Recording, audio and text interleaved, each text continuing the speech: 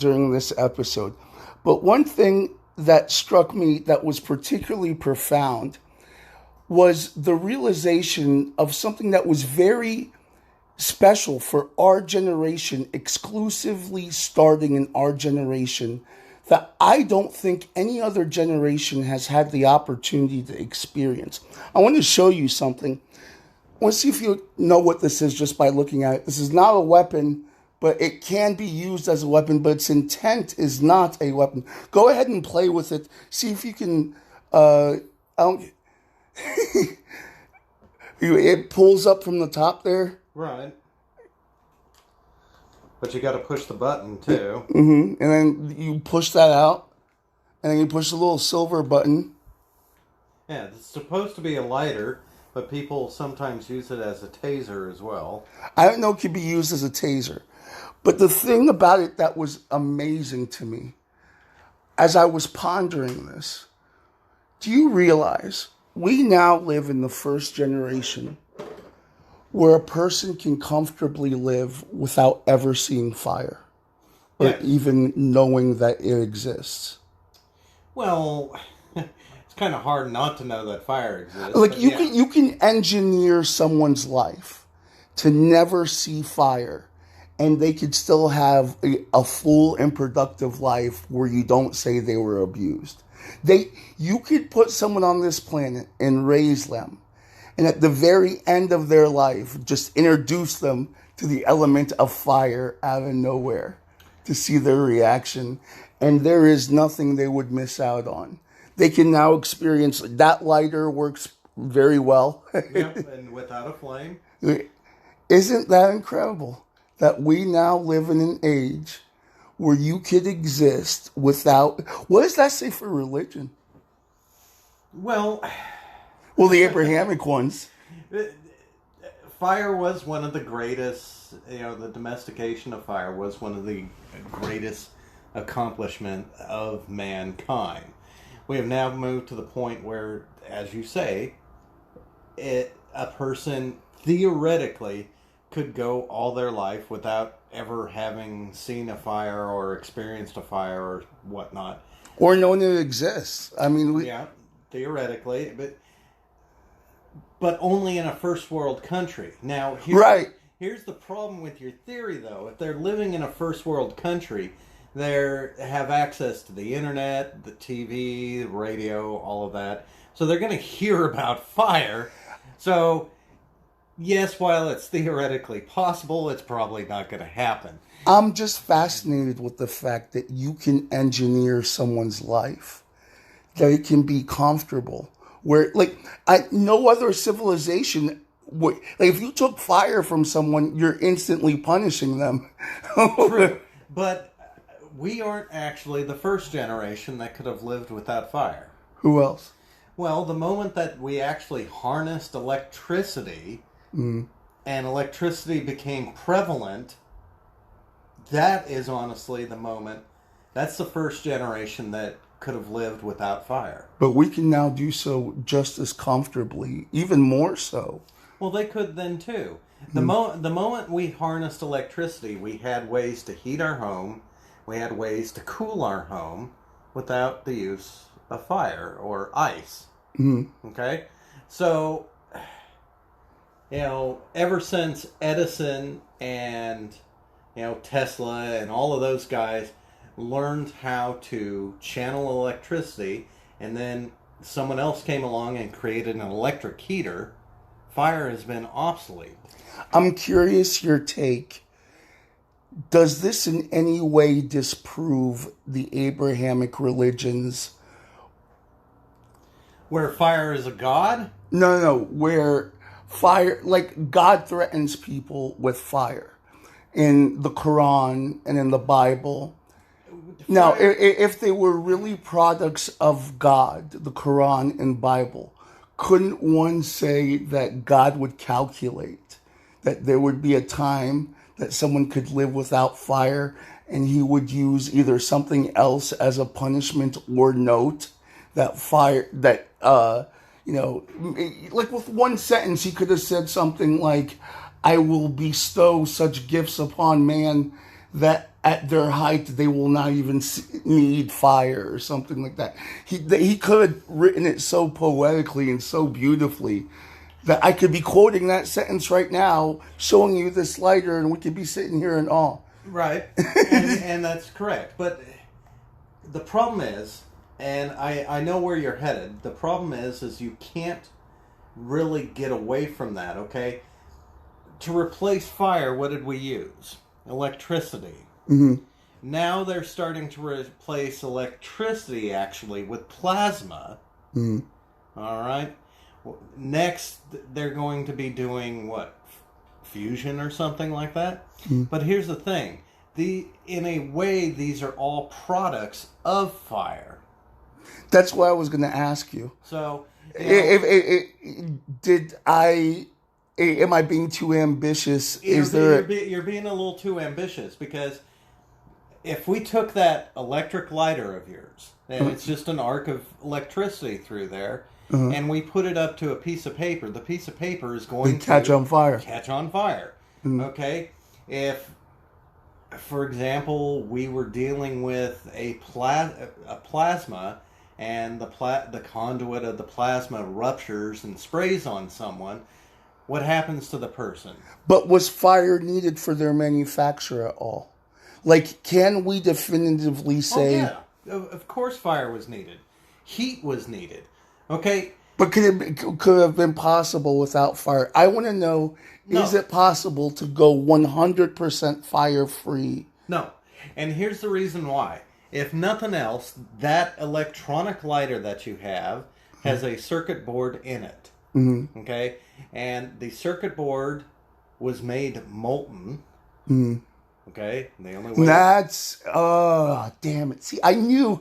I was like, before I better talk to Dave and see if he finds a hole in this.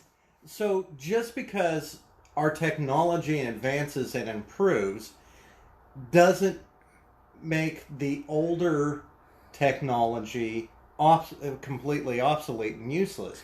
Because you need that older obsolete method to get to the more advanced method. So while we can stage someone's life where they can comfortably live without knowing fire, ultimately the mechanism, the things that give them the things to enjoy is going to be a fire somewhere. That's right. There's going to somewhere in whatever they consume, devices that they use, fire would have been used at one point or another to help create whatever good or consumer item it is. Mm. So you're not beating fire. You're not getting rid of fire. That we may refine fire, we may find new ways, but in the end, it all comes back to the basic principle of fire, which is actually a misnomer. It's actually the basic principle and concept of heat. Mm-hmm. Okay? Because we now live in a society where we know fire is not real. Fire is actually an optical illusion. Mm-hmm. It's the heat that actually causes stuff to melt and stuff to burn. Well, heat is just molecules and atoms moving at a more rapid pace. Hang on, I want to ask you one thing before I forget this thought. Okay. One of the arguments against creating consciousness, because people say that consciousness is nothing more than information processing. And it's like how they argue that wetness, a water molecule is not wet. Wetness is an emerging property. Well, okay, so the argument is consciousness is an emerging property from complexity. And they argue that if you make a machine complex enough, that will become consciousness. However, the counter argument, which is why I stopped you, the fire, the counter argument is like, look, we can make fire on an LED screen that does everything you're arguing that we'll be able to do with computer, but it's still not fire. That's true. You are correct. A fire on a screen will never actually be fire. However, with that stated... But we can do all the computations of fire, so doesn't that prove that machines will never achieve consciousness. No, that does not prove it at all. Okay. Okay? First of all, in a way you actually are creating fire on that screen, just not in the way that you're thinking. Mm-hmm. Okay? So when you're looking at an LED screen, you see pixels of light, and each little dot is a pixel. Well, that's energy. That's atoms in motion, or particles of atoms in motion. Therefore, heat is generated. That's why electronic devices heat up. Mm-hmm. Okay? There's no fire involved, but they get warmer the more that you use them, the more that you stress them. Okay, so you've successfully argued that's a form of fire. That's a form of fire. So are you saying then now we're going to have a form of consciousness? Because Michio Kaku is arguing that everything has a form of consciousness as it is, your thermometer has a form of a form of consciousness, maybe. But let's take a human being. For argument's sake, let's say that we have consciousness. Mm-hmm. I'm not talking about the state of being conscious. I mean sentience, awareness. Mm-hmm. Okay? Every atom that makes up you and me is not a conscious atom.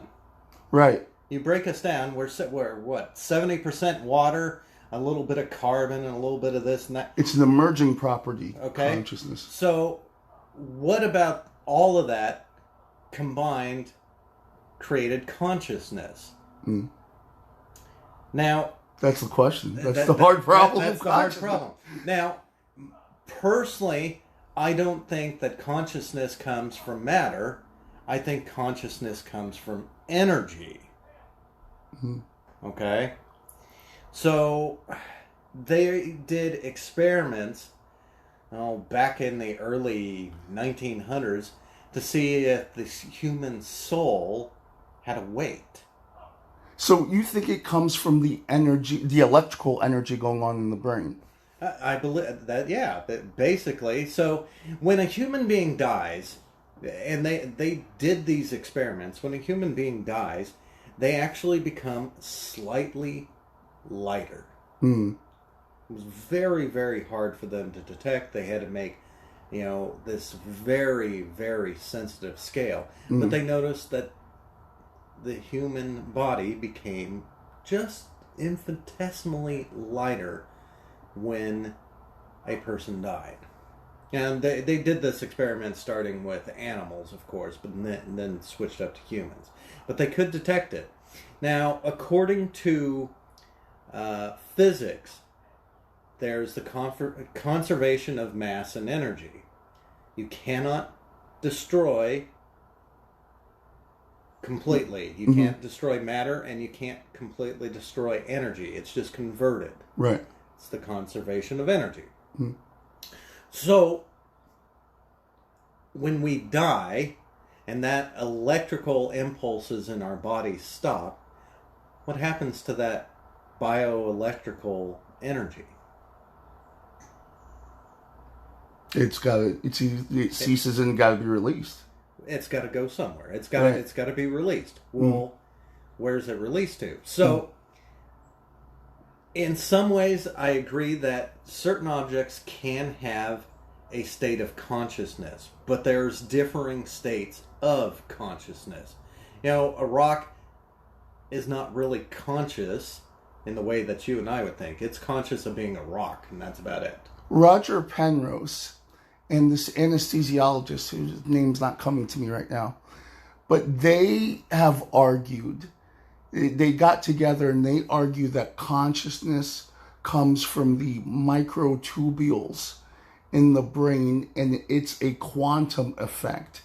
And he believes that the microtubules are acting like quantum particles, like popping in and out. I don't know if he hypothesizes that they're popping out, receiving data, then popping back in. It's an interesting theory. But Max Tegmark says he disagrees. He says the human brain is too wet and too warm for quantum computing. That's not true either. Okay, so for quantum computing, first of all, we're talking about time. That's what quantum means, is time. Our brains are very well aware of quantum computing, okay? We grasp the concept of time, and I'll get into that concept in a moment because I want to say something about that. But we, using our own minds, have been able to compute forever and ever and ever.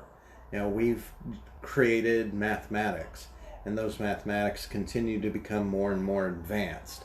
We're the ones that created computers, and then using computers, we are now making, at the quantum level, processors. Okay? If we didn't have the capacity for the quantum computing, we wouldn't be able to be where we're at right now. Now, when it comes to the whole concept of time, the only reason time exists is to make sure everything doesn't happen all at once. Okay?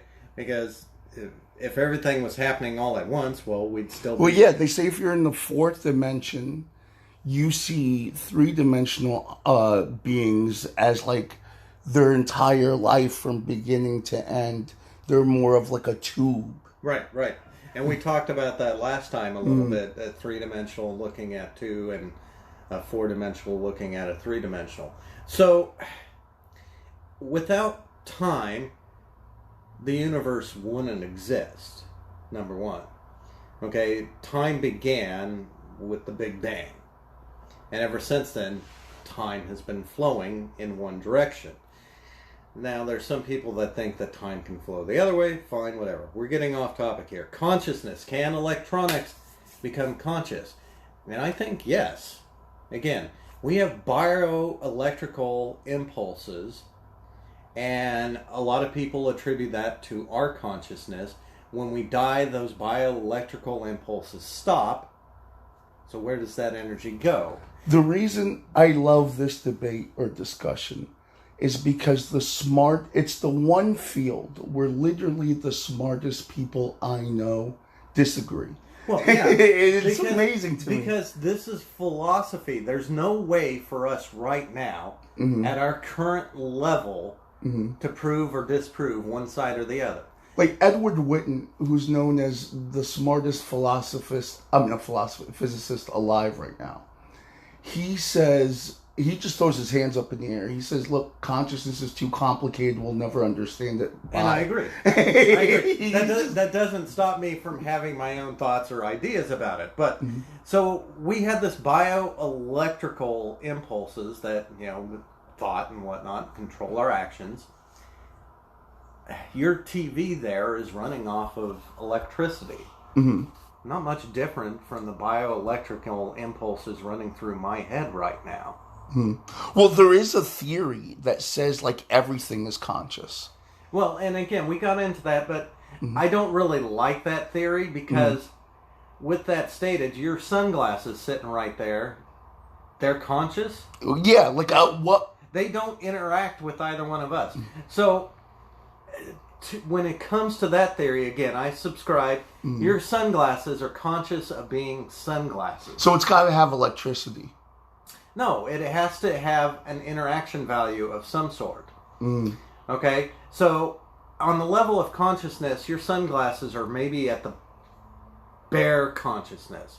Okay? Your TV is a little bit more advanced, and an animal obviously is much more advanced. So wait a second, just out of curiosity, so based on your hypothesis, you know how technically if I wanted to power this TV and I was smart enough, I could hook it up to an exercise bike, and instead of using electricity, I could pedal it. Right. Are you saying that theoretically consciousness is such just mechanical processing that you could take electricity out and proverbially pedal a thing into having consciousness? Well, you're providing electricity by the pedaling. That's true. You're changing your kinetic motion into electrical energy. But it's just TV. Experiencing motion, though. It's getting the electricity from your kinetic energy. Okay. I don't. That's technically true, but I don't know if it's strong enough to say I'm pushing my electricity into it. No, well, you're pushing your energy into it, but that's not how I'm rating consciousness. Mm. I'm rating consciousness on, number one, it goes based on how active is the object, how reactive is the object, and how interactive is the object. Mm-hmm. Okay? So, for example, your sunglasses are not very active. Mm-hmm. They're not very reactive. They're not very interactive. Mm-hmm. So, if we had to score it, I would give it a 1 on the consciousness scale. That might be a really good point. Your TV is reactive. Observation and interaction may be like factors that I'm not really giving credence to that I should be, because if you look at the double split experiment, that right there shows that observation might be something that, Well, Schrodinger's, mm-hmm. the cat. Right. You put the cat in the box. You leave it there. Mm-hmm. Is it dead or alive? Many worlds. Now, Schrodinger's cat. You put the cat in the box, you leave it there. Right. Many worlds. In one world it's dead, in one world it's alive. Right. But in never know. It's both until the probability wave collapses and it becomes one thing. It's both until you check it and Mm-hmm. observe it. But your observation causes the probability wave to collapse. That's correct. Okay? But if the cat is alive, right, but then it will interact with you opening the box. So if you take your train of thought then and apply it to the sunglasses Mm-hmm. with consciousness, it's not. You said it's not interacting. How did you phrase it? It's not reactive, right? And it's not interactive. Okay, your sunglasses. So instead of the observation being the tool of consciousness for you, it's the reactive and interactive are the primary elements. Correct. So one is the state of being. Mm-hmm. Now, obviously, the sunglasses exist. Mm-hmm. We can both reach out. We can touch them. We can right. pick them up. We can put them on our face. Uh-huh. Okay? Then, does the sunglasses react to us? Mm-hmm. No. If the sunglasses could care less that we're in this room, we can be in the other room for all the sunglasses care. Mm-hmm. Okay? Does the sunglasses interact with us? Mm-hmm. Again, the answer is no. But is the answer no, or is the answer only no based on our perception? On our perceptions. We can only base it on our perceptions. So it could still have consciousness. It could still have consciousness, but but again, I'm using a scale. On a scale of 1 to 3, your sunglasses are a 1 right. to my perceptions. Now your TV is a 2. Okay? Because the TV exists, obviously. It reacts when you change the channel or change the volume or something. It does not interact, however. Does that make sense? Yes. If you don't tell it to do something, it's not going to do anything. It's just going to sit there being a TV. Okay? Animals and humans, that's a little trickier, but I normally put them on a consciousness of 3, because an animal will react to you and they will interact with you on their own volition. Okay? So they're at a higher state of consciousness than the sunglasses or the TV. With that stated, we are making robotics that react to us and are starting to interact with us. Yeah, I was playing with the Google Alexia version the other day, and it really felt like I had company over. So getting back to your question, can electronics get sentience, consciousness? I believe the answer is yes, and I believe it's not as far away as people seem to think. Okay, the other topic I wanted to discuss with you. So the reason I wanted to bring up the topics that I was bringing up is because this is all going towards society, going towards a type 1 civilization. We are now starting to advance, and we are starting to be able, we now have like a universal communication system, the internet, and we are starting to become one body.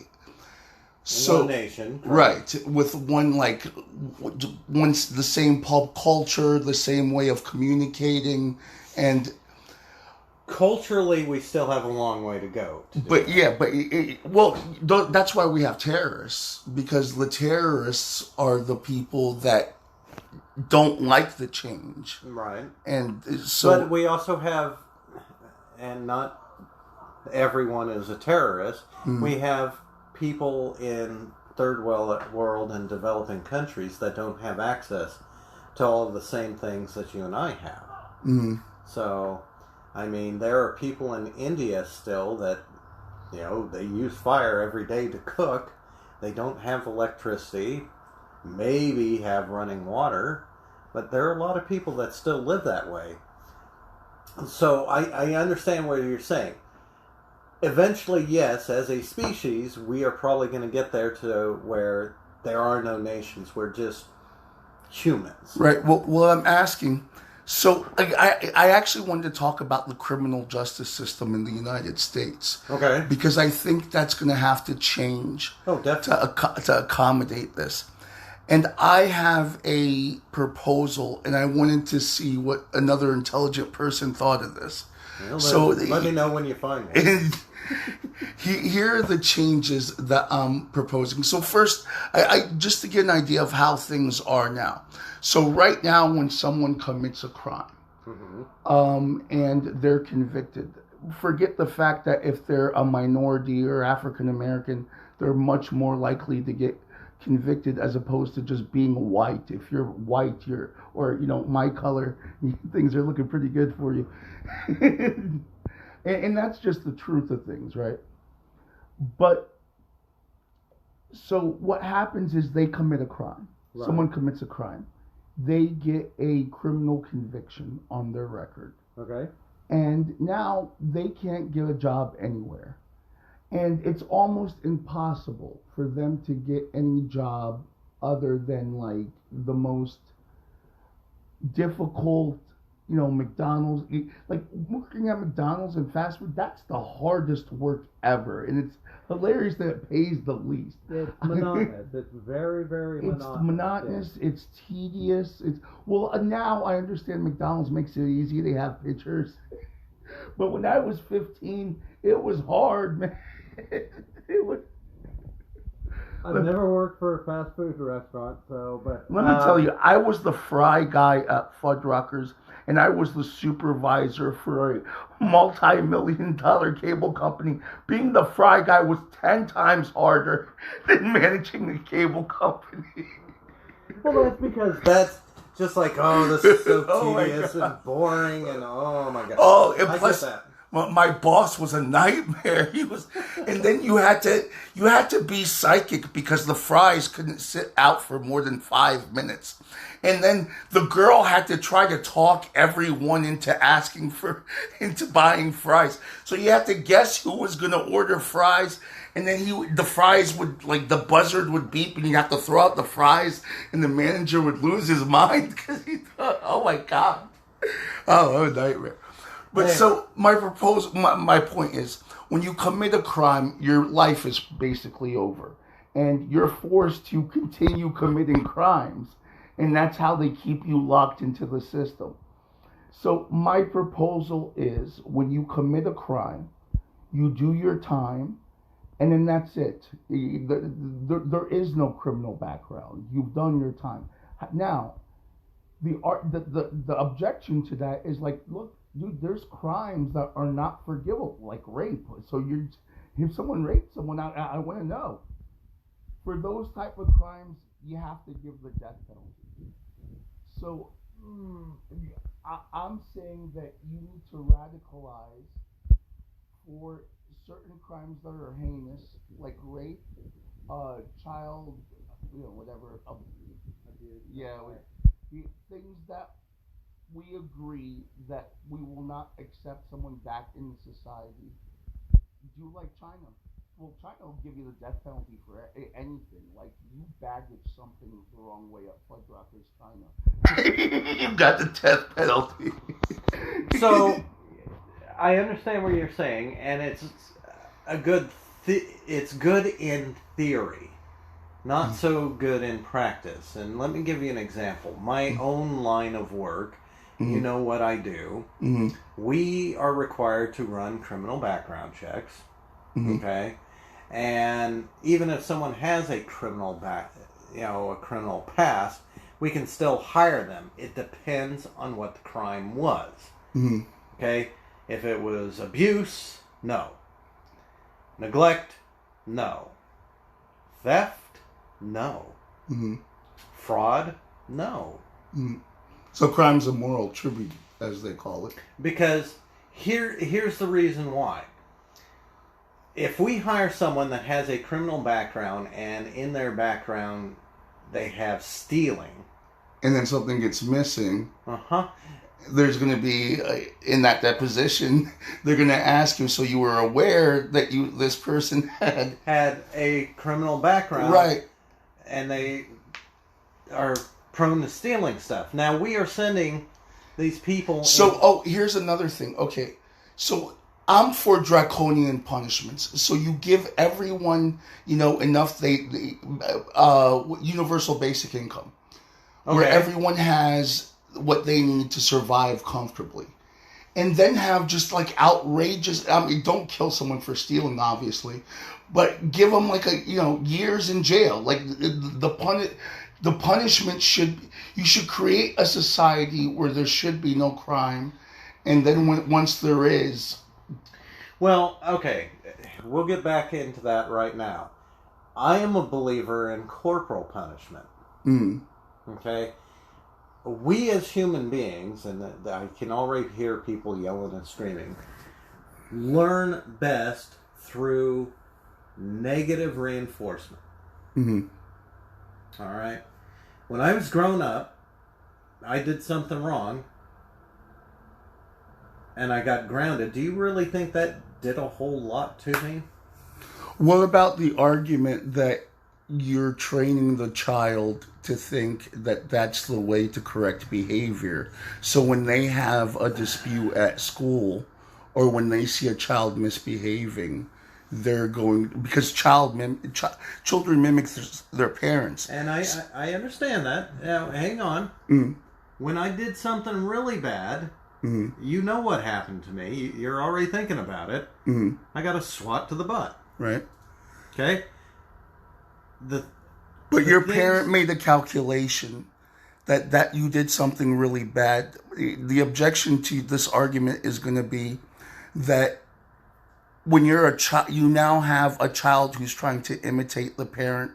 So the child is going to, again, make a calculation that Jimmy stole this cookie and this is really bad.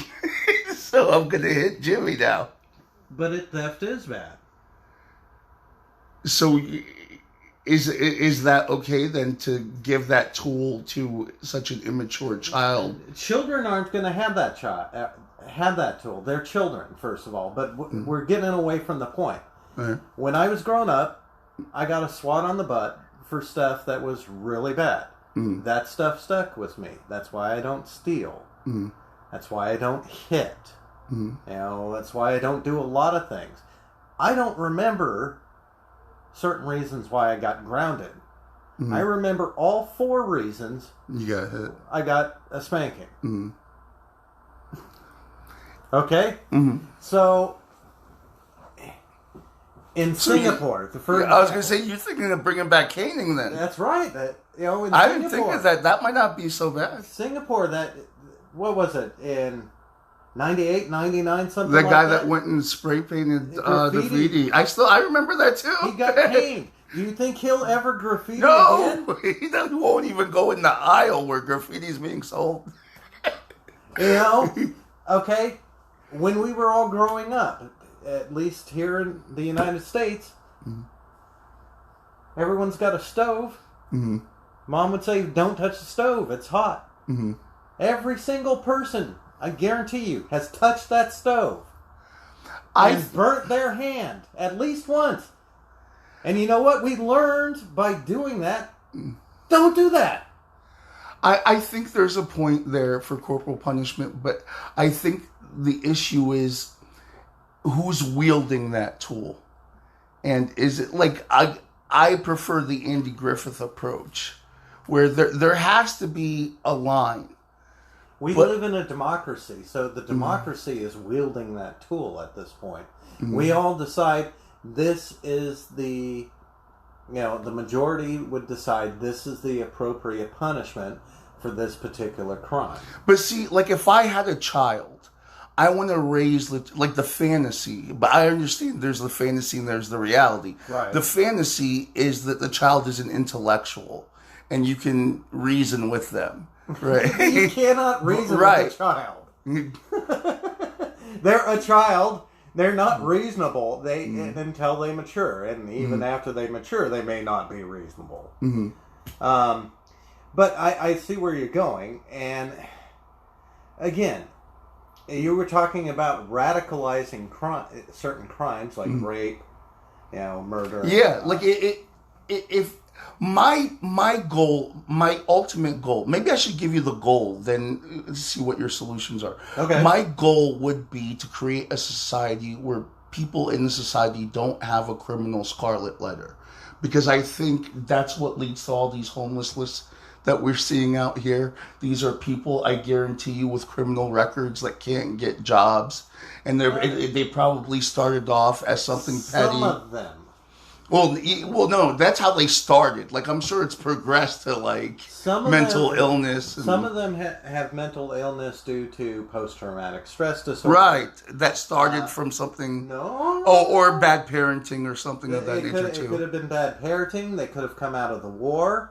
Oh, yeah? Okay. Okay? Not all the homeless are criminals. Mm-hmm. So don't think that. Not all the homeless are criminals. In fact, I met a gentleman... Oh, no, I don't consider someone a criminal when they do a stupid mistake and that's held against... Like, dude, your brain is not even developed until you're 27. Right. So anything you do before 27, as long as you didn't rape a kid, I'm going to give you a pass. Well, there's a couple other things I would tack on there, but, you know what I mean? I know what you're saying. So, that's why I say, again, corporal punishment. We as people, we as human beings, learn best through negative reinforcement, no matter what. Mm-hmm. Okay? Again, touching Well, just watch anyone learning how to play the piano old school. Ding, ding, ding, smack them. And that's how you learn faster. Mm-hmm. That's how we evolved. But it's so cruel that we evolved that. That's why you're going to get... It's a survival mechanism. Okay? Our ancestors were out. They were out, they'd find a berry, they eat it, it'd make them sick. Guess what? Mm-hmm. They didn't eat that berry again. Mm-hmm. Negative reinforcement. Yeah. Okay? But why can't positive reinforcement work? Why can't we live in a world with positive reinforcement? All right. Can it work? Can you raise a kid on positive reinforcement? Theoretically, yes. I mean, there has to be moments like... But let me before you go on, let me say why positive reinforcement won't work. It's not instant. You know just as well as I do that you can have a dozen good experiences at a store. What do people remember most at a store? Okay, the negative, that's a good point. Uh-huh.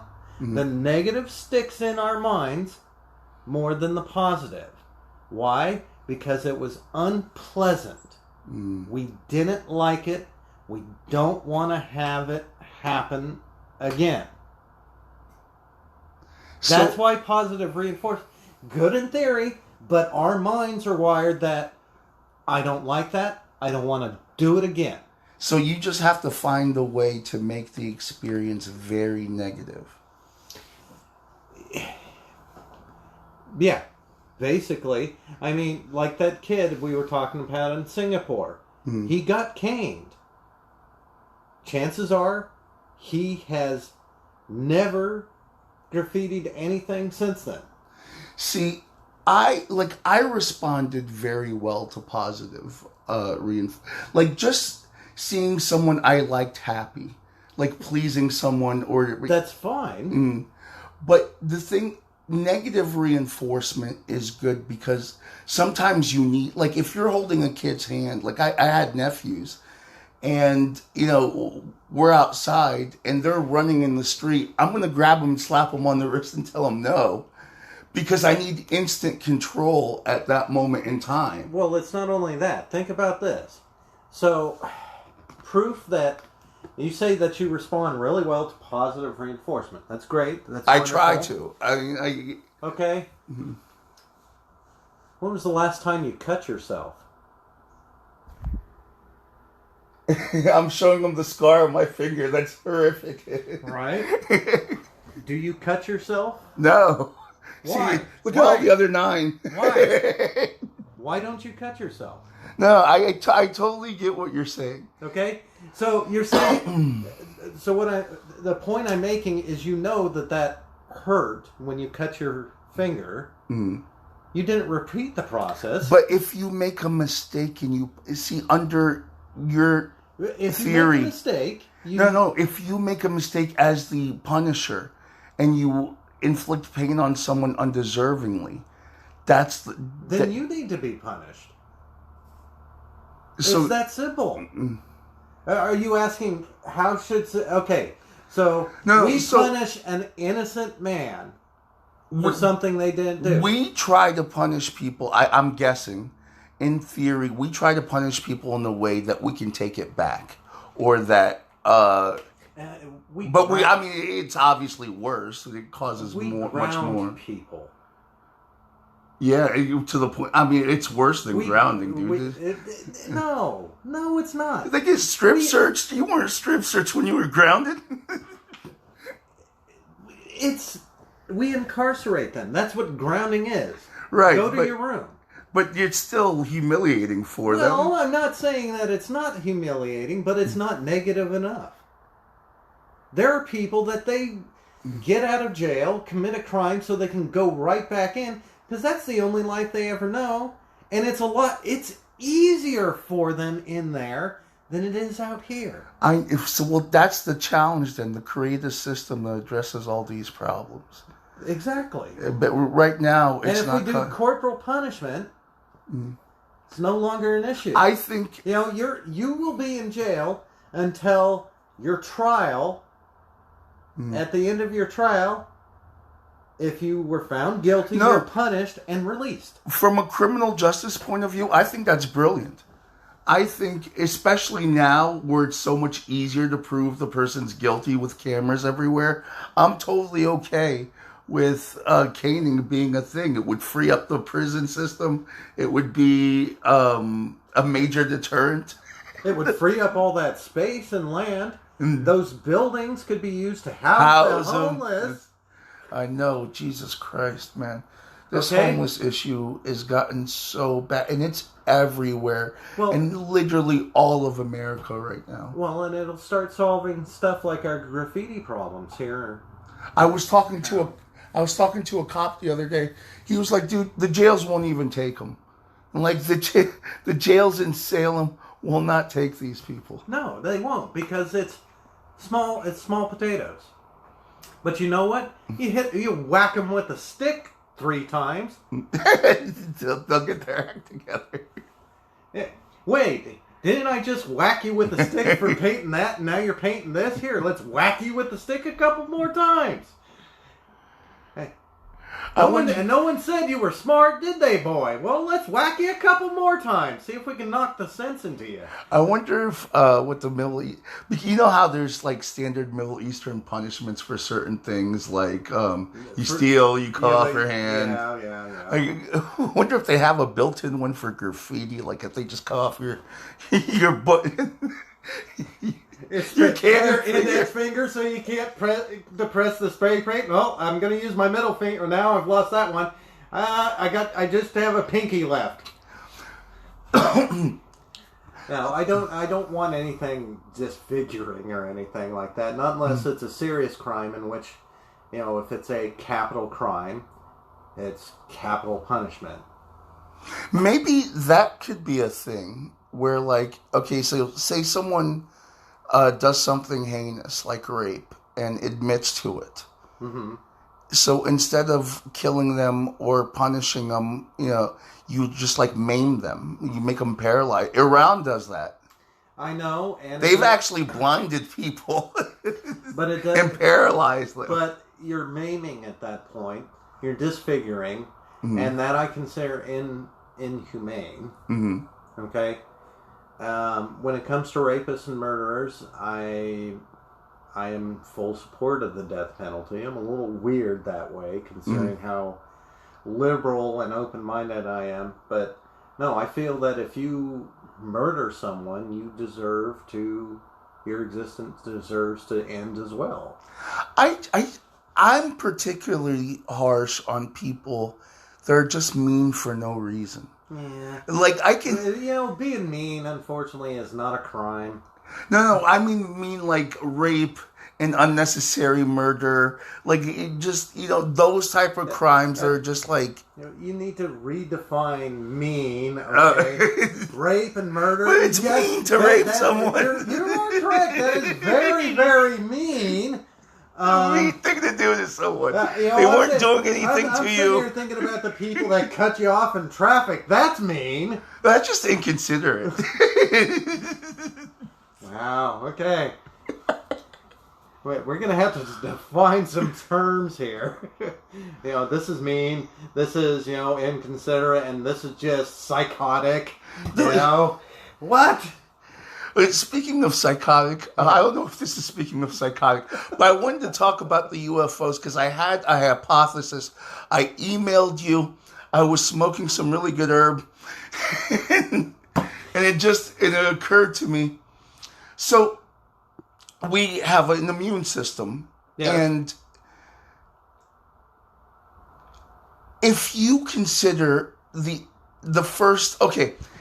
I took a pause because I'm kind of confused what you want to consider to be the first alien sighting.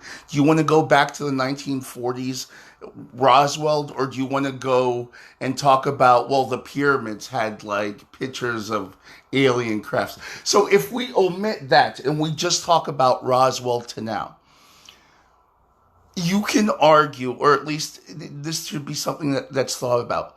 What if the universe has a built-in immune system? Like everything we're created by the universe, we have a built-in immune system. What if the universe has an immune system and it itself examines everything, and when it sees like a planet starting to be able to destroy parts of it, it takes action, and that's the answer to the Fermi paradox. If you don't know what the Fermi paradox is, Enrico Fermi he was in a convention, and he basically asked, where is all the alien life? And it became like a famous thing known as the Fermi paradox, and people have been trying to answer the famous, where is alien life? So that's one maybe hypothesis. What if the universe has a consciousness, and all these weird aliens that we're seeing, not a consciousness, an immune system, and all these weird alien shapes that we're seeing are really the universe's biological agents? Because when your immune system attacks, it does so in stages. Like first it has like examiners, and then it has like a level 1 attack. Then the ultimate attack where it shuts down everything and it focuses on just that. And I remember this email, and I sent you a response. Mm-hmm.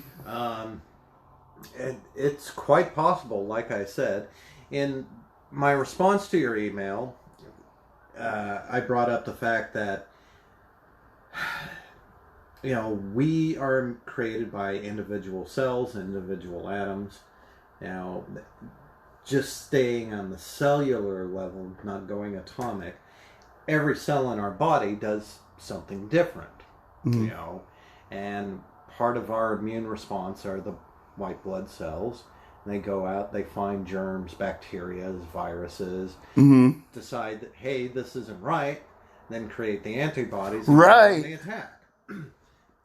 Those white blood cells are not aware of us, the person. They're just aware of the virus and, the other cells around it. Eventually, in our body, sometimes we get cancerous cells and the body starts attacking those cells. But what does that? There's a concentration of a thing somewhere. So what happens when there's nuclear radiation, not radiation, but like nuclear weaponry concentrated somewhere? Could that trigger something? Well, and again, so I was paralleling our bodies to the universe. So if we think of the universe as a giant body, may not be aware of us. In the email I said, sometimes our immune system doesn't work right, so we go to the doctor. What if there is a universe doctor that diagnoses the universe, finds, hey, you got something wrong here, and then sends the universe's immune system into action, with medication or something like that. And that starts the immune response against whatever world or planet or solar system or, galaxy that needs to be wiped out. Just as we cut out cancer cells from a cancer patient and then irradiate it and try to kill off the last of the cancer cells, maybe there's a doctor universe that's doing that for our universe. Yet first, they would have to determine, hey, there's a problem.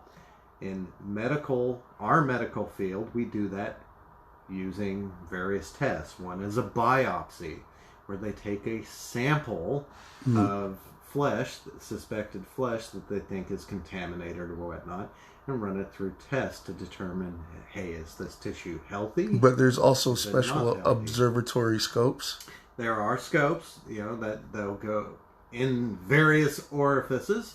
And then, of course, we do blood draws and urinalysis and so on and so forth.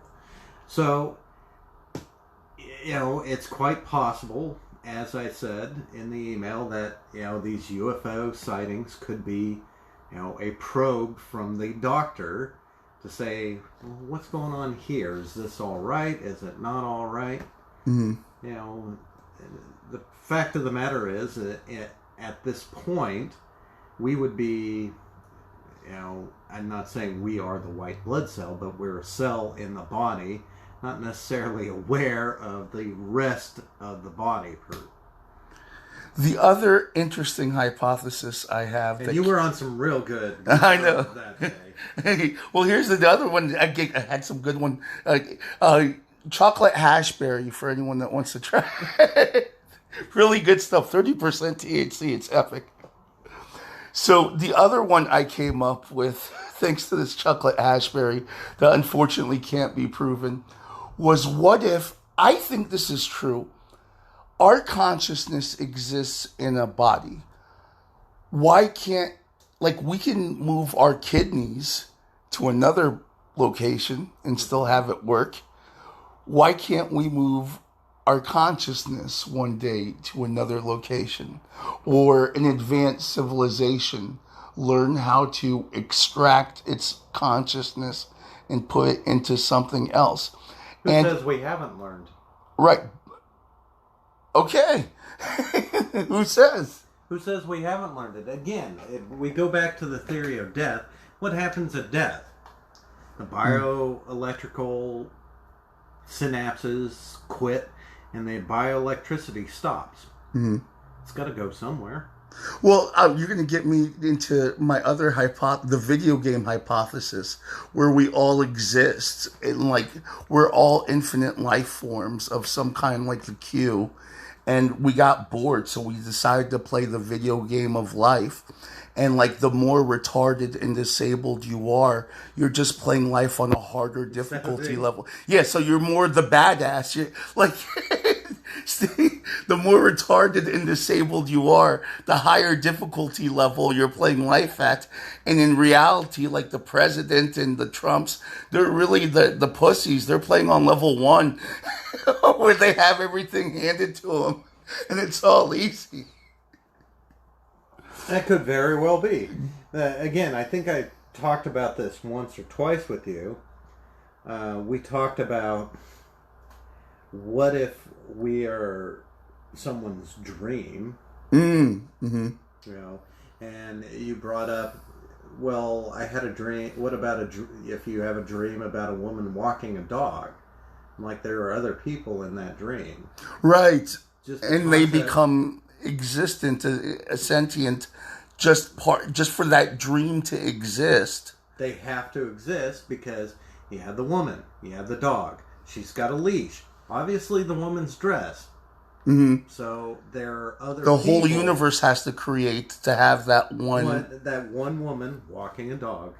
But to the Fermi paradox, do you think transferring your consciousness to something else? Okay, so the only objection to that would be, what about like the pleasures of eating and sex and whatnot? Wouldn't you be able to just put that on a feedback loop and generate it anytime you wanted it, and then just exist as just like a particle wave and travel space? Or I believe theoretically it's possible, yeah. Would you leave your body if you could? Like if you could have all the experiences. Right now, I would not, no. But in about 10 or 20 years, yeah, I could see it. But you would have no contact with materialism. Says who? You just said transfer. No, I'm just saying, like, but you would be content without contact with materialism. Well, I may very well be. But let's say I wanted to get a new body. So I can transfer to a new body. Well, why would you be in a body, though? Why wouldn't you be just like... Why not? Because then you can, like, go through windows. Yeah, but, eventually I may want a body again. Mm-hmm. Just because. Well, eventually, I guess, but we would be like internet Bluetooth. You would just cast yourself. Well, I get that. From thing to thing. But you've heard the expression, too much of a good thing, right? Mm-hmm. So to fully appreciate what you have to not have it. I agree. So I'm floating around in this ethereal existence, and I decide, I want to have a body for a while. I want to limit myself for a while. Mm. So I make a body. And I limit myself to that form for a while. Oh, to appreciate more your freedom. Mm. That's not, but that makes complete sense in those set of circumstances. Okay, why do we play games? Why do we play games? Why do games have rules? I don't know what your answer is going to be. No, I'm asking you. Why do games have rules? So that there's games. So that it's a challenge. Mm-hmm. Right? I mean, if you and I sat here and played Monopoly, we would agree to a certain set of rules. And I mean, okay, yeah, that makes sense. The rules are what makes it the rules set up the challenge. Right. If we were playing it without rules, I could just reach over, grab all your money, all your property, and say, I win. The rules make the challenge. Yeah. Okay? Okay? We enjoy, most of us enjoy a challenge. Something to push us, to help us grow, help our understanding. We play games, one, because they're fun to play, but two, because we want to challenge ourselves. Mm. We want to see, hey, can I do this? Okay? Without those rules, or if we use cheat codes, we become godlike. How long, I've played games where, God mode enabled, and they're instantly boring. Yeah. That's why... How long do you play that game normally? Not that long, because... You play to see the ending, and then that's it? And that's it. Mm-hmm. Then you go and you play the game without those cheats enabled to see if you can do it. Mm. Because the God mode is just so boring. It's good for a yuck every now and then, but it's very, very short term. Is that an argument against God? No. That's not our argument against God. No, I'm just saying, though, can it be cut and pasted into one? It could be, but honestly, I think when God gets bored, he takes on a mortal form too. I think he just erases whatever mechanism, if there is one, whatever mechanism that makes you get bored of an experience, he just resets. And like he's just in a constant infinite loop. But again, if we're thinking, we're talking about us. Would that be beneath a God to have to manipulate himself to be able to stand his existence? No, not at all. Okay? There are theories out there that we are all God. Mm. Okay? So, God decided that the universe should come into being and know itself. Mm. Before that, it was just God. That's kind of boring. So he decides to create the universe, and he orders it to know him itself. And then he decides, you know what, I'm going to create all these things. And according to most religions, we as human beings were created in the image of God. How do you think God finds he's God? I don't honestly know. When he created the universe, he created us, and then realized how limited we are in comparison to him. Like, does he... Okay, there are a bunch of theories. So right, so how does he go from, like, hey, I am a God, to I am the God? Like, how... Where's his sense of security in knowing that he's not being manipulated by a greater God who's going to judge him? Well, he very well might be. But again, we're using the pronoun he. We're assuming that God is male. I don't even. It could be the God of Spinoza, which is what Einstein thought. I don't even. To me, God isn't male or female. Does he have will? Well, yeah. Does he care? Eh. Is he aware of human action? Probably. Hmm. Is he going to... Einstein's God wasn't... Is he going to directly interfere? More than likely not. At any point? Why? That would invalidate the experiment.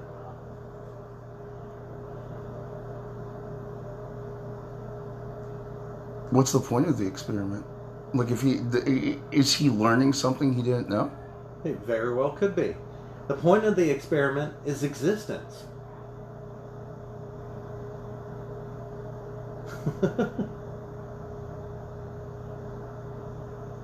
But why just that one particular... Well, I guess... You say, why just that one? But then you don't know how big existence is. And then you got to factor in other universes and parallel dimensions and... Huh. I don't know. I'll smoke up some more. And then you're going to ask... The next question you should ask is, why would he need this experiment? To prove that he's right. If I were him, I'd be too busy trying to prove I was God. Why? Because what does God have to prove? Because I would be afraid that I'd be judged by a more powerful God who's going to use corporal punishment, like you said. Why? What has he done wrong? He doesn't know. Has he done something wrong? All he did was create the universes. I mean, if you didn't introduce religion to someone, would they ever know they'd done something wrong? Yes. Aside from hurting someone? Yeah.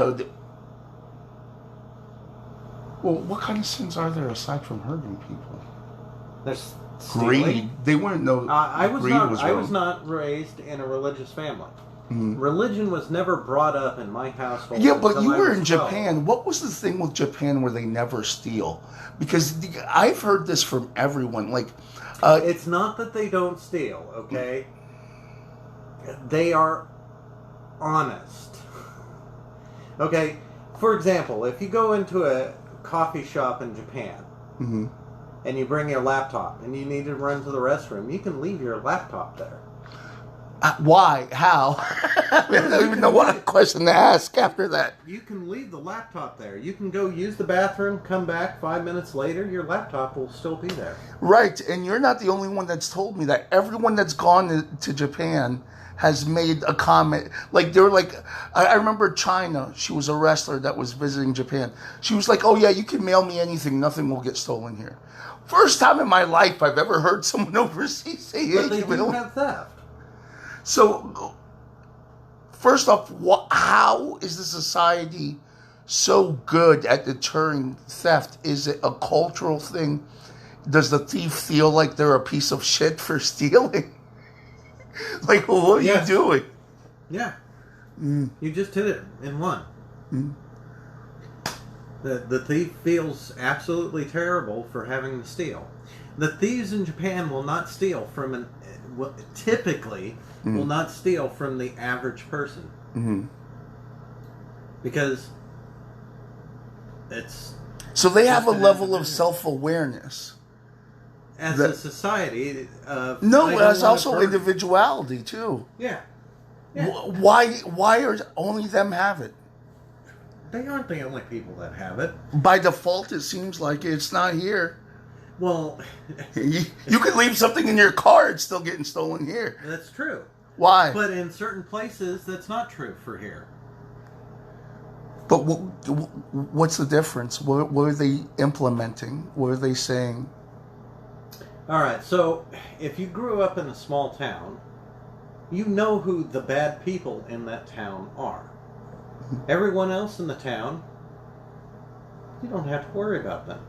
Mm-hmm. For example, when we moved to the States, I knew that in that small town that I eventually grew up in, didn't matter if I locked my door. Mm-hmm. Didn't have to worry about people coming in and taking stuff. You can't do that here in the city. You want to know why? There's more people. You don't know everyone. But Japan, how is Japan like that when they don't know everyone? Especially even for foreigners, right? Because aren't they like kind of shunnish of foreigners? A little bit, but they actually like foreigners over there. Really? So they'll let foreigners in their house and hang out with them all the time? It's not a... Yeah, if they meet a tourist and get to know them, they'll invite them over and stuff like that. The problem in Japan is because space is at such a premium, at most houses, most apartments, they can't really entertain. Mm-hmm. Okay, because you see the room we're sitting in, this is an entire apartment. Jesus, seriously? I'm serious. Jesus Christ. You think I'm joking? Just this room. I'm not even talking the kitchen. Just this room. That's crazy, man. Is an entire apartment. Mm. Okay? 1 square foot, or excuse me, 1 cubic foot of space can go for 1 million yen. That's crazy. Okay? So again, why aren't people stealing more?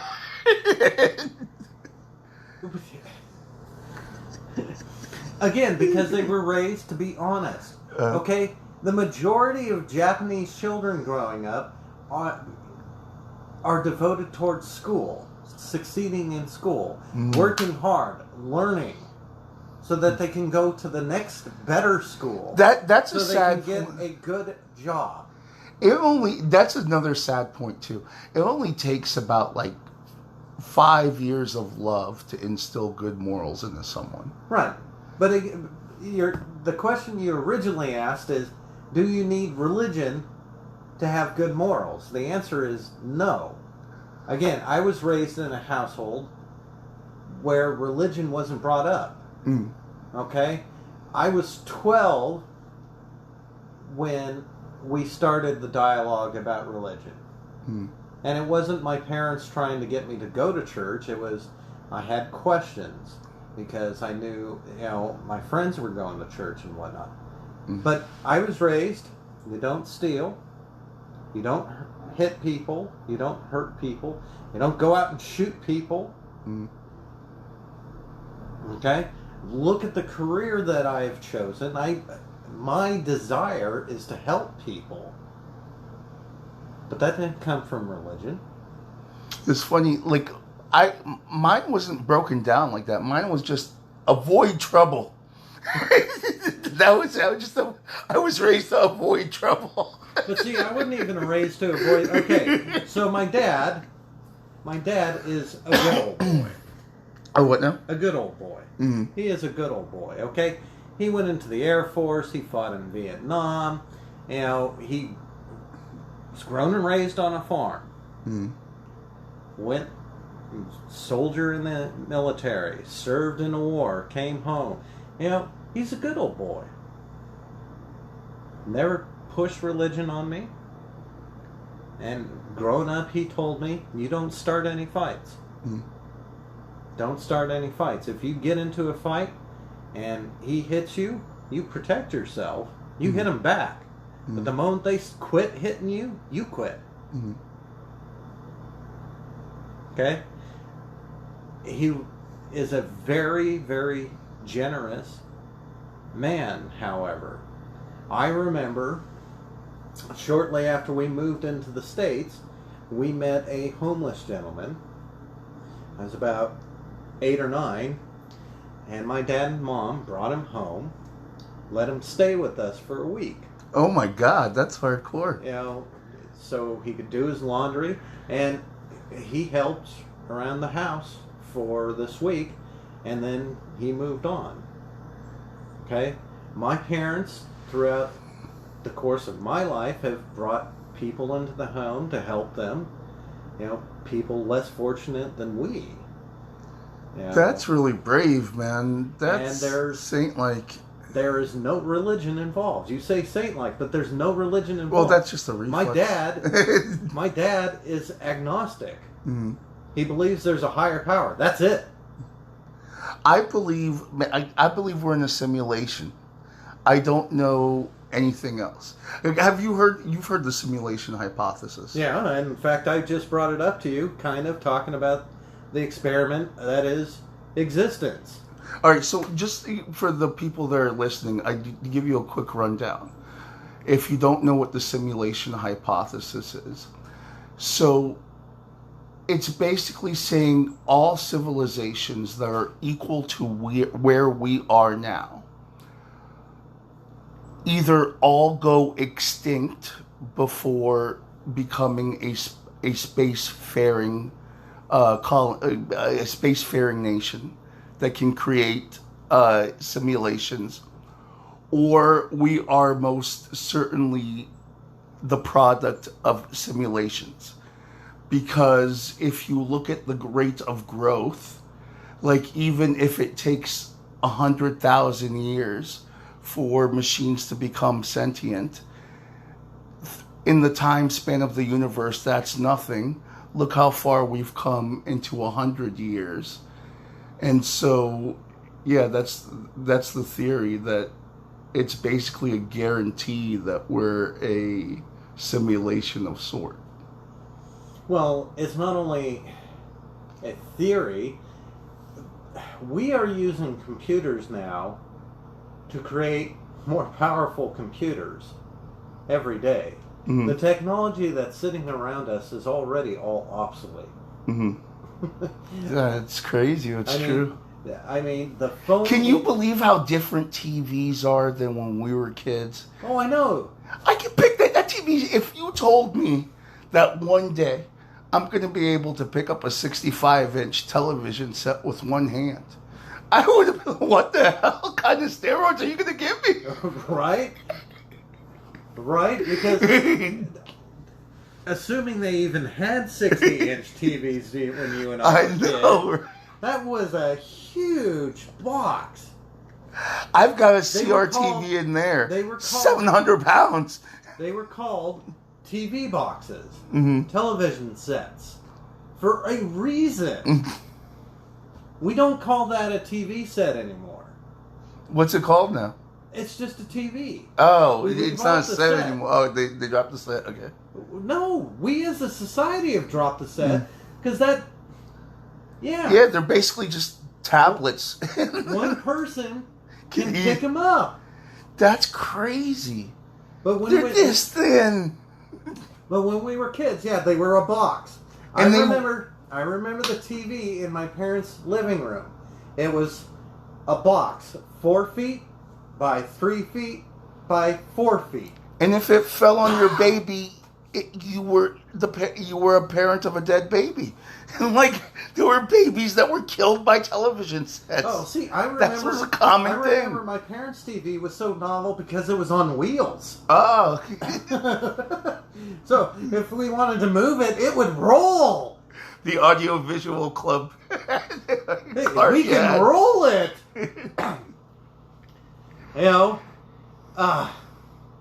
But yeah, it was an old Sharp TV. It had the wooden panels, the wood top.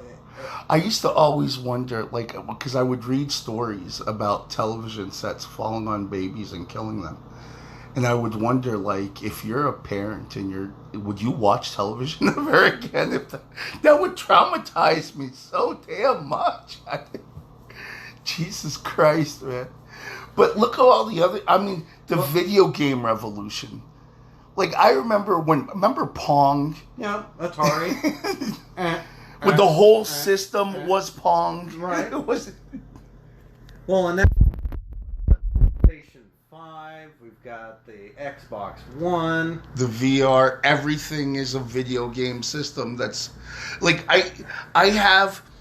On the cheapest cell phone I have a Nintendo emulator with 1,600 Nintendo games on there that I downloaded in 2 minutes. Here's something that's really going to blow your mind. See that phone you're holding? Mm-hmm. If you go back 30 years, that's the most powerful computer in the world. Just 30? Not even 30 years.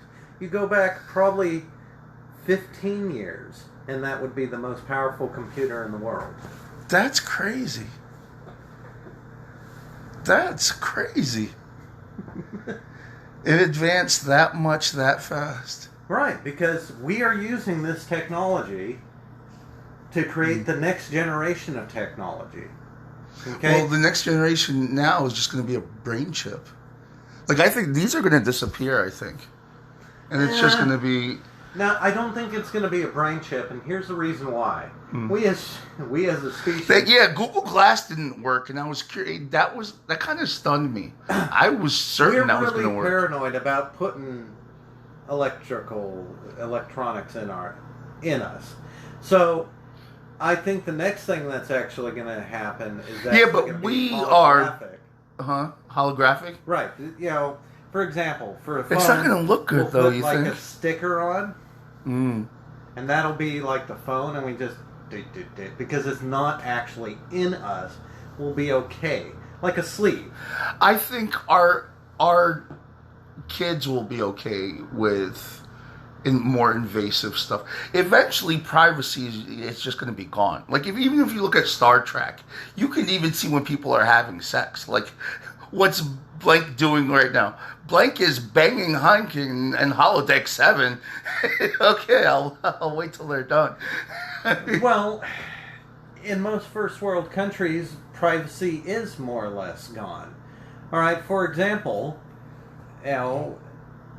anything with a microphone is a recording device. Mm-hmm. And I know Google is recording every fucking thing I say. Well, most people are bringing it in. Alexa, Siri, Echoes. No, like, I'll be talking... I remember I was talking with a friend. That's how I met Yo-Yo the monkey. I was talking to a friend about, like, monkey intelligence. All of a sudden, there's monkey videos being in my recommended. I start talking about pyramids in Egypt. All of a sudden, pyramids in Egypt videos. I'm not looking for these videos. I'm talking about them with friends from other countries. Right. And I'm using, like, Google Phone and whatnot. And it's recording that, and it's putting that data into my recommended. Well, here's another good example. Today, when I got here, I knocked on the door. Mm-hmm. You knew who I was. Mm-hmm. You could see me. You spoke to me. I know. That's very cool. Okay? And I'm still on the other side of the door. How? Well, it's a friggin' camera. Mm. You know? So... It's crazy. Like, look, it's right there. Yeah, it's right there. It's amazing. You know, I could walk outside and we could continue this conversation. I know. It's crazy. Okay? This technology. And then in my ear is another microphone. Yeah, so you just have to get used to the fact that privacy is going away. Like, and I mean, for me, it's not a big deal because weed is legal. That's the only bad thing I do, so I don't really give a shit. I don't even have that, so... I've got, but I think the next generation is even going to care less and less, and eventually it's just going to be... I mean, if you live in the UK, you have no... They literally have a camera everywhere on every block. Even when people try to do prank shows, like wear a scary costume, instantly the police are out because they have cameras and they see them immediately. That's why you never see prank shows. You're talking like well, you know about the Jason Meyer guy, right? Mm-mm. So there's this guy back east somewhere. He dresses like, and not Jason Meyer, Jason Voorhees. Oh, yeah. He dresses like that and wanders around town. And the police are well aware. They show up and say, hey, he needs it. Just knocking off that right now. Okay? They have videos up that they upload to YouTube all the time. This guy and his wife. So, I mean, it's already kind of started. Norway. Mm-hmm. The country of Norway has a non-segregated military. Non-segregated? Yeah, the men and women bunk in the same barracks. That's not like something that was just on the internet. That's an actual thing. That's an actual thing. Okay? I thought that was The Onion. We see, movies coming out now talking about the future and whatnot. Uh-huh. They have, communal barracks, men and women bunking together in the same barracks. So, yeah, privacy may become really a thing of the past. And at the same time, it's going to be, it's not a big deal. We don't care what you're doing. It's not hurting anyone else. Well, yeah, I mean, privacy is only as valuable as you make it, in a sense, Yeah. Like So far as I'm concerned, I don't care if someone wants to watch me do whatever it is I do. Mm. They're more than welcome to. They're going to get really bored. I mean, seriously, they're going to get... I sit in front of a computer screen. Well, that's another thing. Like, spying on someone and watching them takes time and effort, and most people are boring. And that's like my biggest thing of security. So that's where my sense of security comes from. Like, even if someone's watching me, dude, they're being tortured. What is he doing now? He's watching YouTube. Is it at least an interesting video? I already saw it twice now. I'm punishing them, man.